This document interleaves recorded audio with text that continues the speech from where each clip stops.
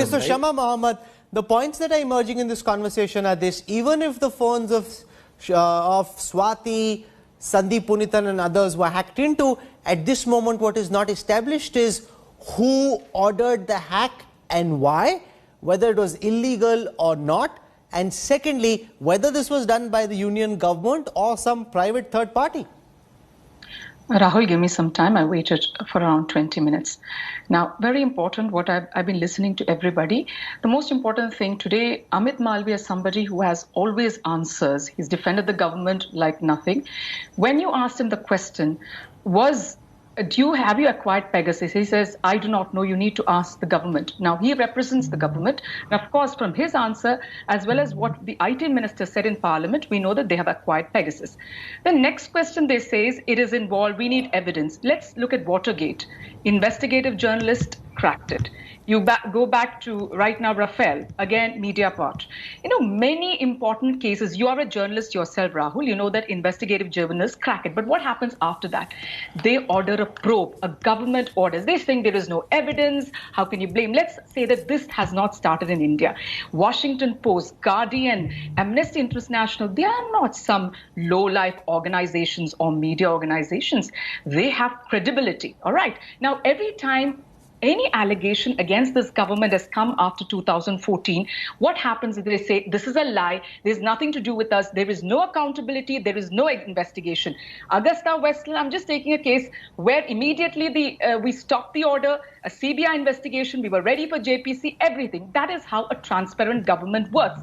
Now, we have names of Rahul Gandhi, in 2019. Now, if that involvement is there, if they were spying on Rahul Gandhi, then the election is fraudulent. We have names of Supreme Court judges. We have names of our intelligence head. Now, just imagine foreign organizations knowing about what is happening at our borders.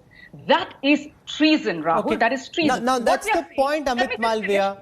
Can I just say that one last point, Rahul, please, one last point. It's a request from my side. In 2017, we had a 7-bench judgment, Justice Kehar saying that right to privacy is a fundamental right when they wanted us to link Aadhaar to our mobiles and bank accounts, and Solicitor General had said in court the right to privacy is not a fundamental right, but we got a judgment. Now, if they have gone against this is going against the Constitution of India. There is crime here. There is crime happening, and I want Amit Malviya to answer that. Why don't you go in for a probe, Amit Malviya? Why are you people always... So Amit Malviya, is the central government willing for the Supreme Court to order an independent investigation into these charges?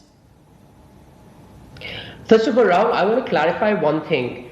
I am not the spokesperson for the government, even though the Congress spokesperson might want to believe that. I speak for the party.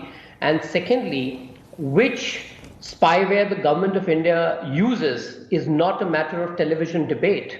It's a matter of national security, and I think the Congress spokesperson should realize this.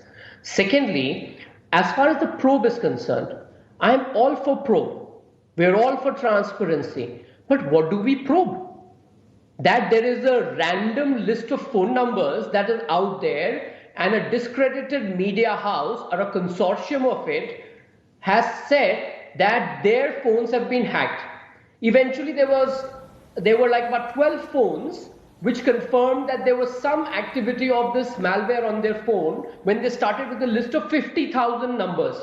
Now, do you think this is worth our national time?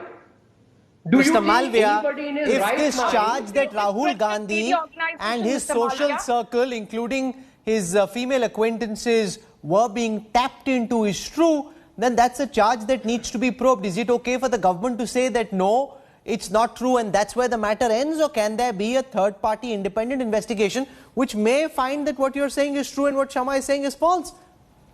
Why don't you go in for an investigation? You can't say, you can't discredit. Let him speak, please. Let him speak, please. Rahul, we can't have this slanging match, and you should tell the Congress spokesperson that she has to be dignified in a debate. Look, you can ask for an investigation, but investigate what?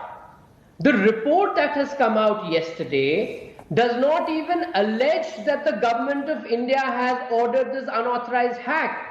This is an assertion being made by a consortium of media houses and several agencies which seem to indicate that it could be the case.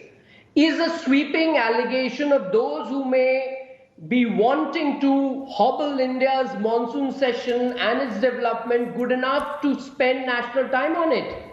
And I want to ask you again, if Rahul Gandhi's number, or for that matter, ministers in the government are being snooped on, there has to be some evidence. And if this happened in 2017, 18 and 19, how come somebody like Rahul Gandhi did not know of it? I mean, Rahul Gandhi, the Congress would like us to believe is a smart guy. How did he not figure out that his phone was hacked, and why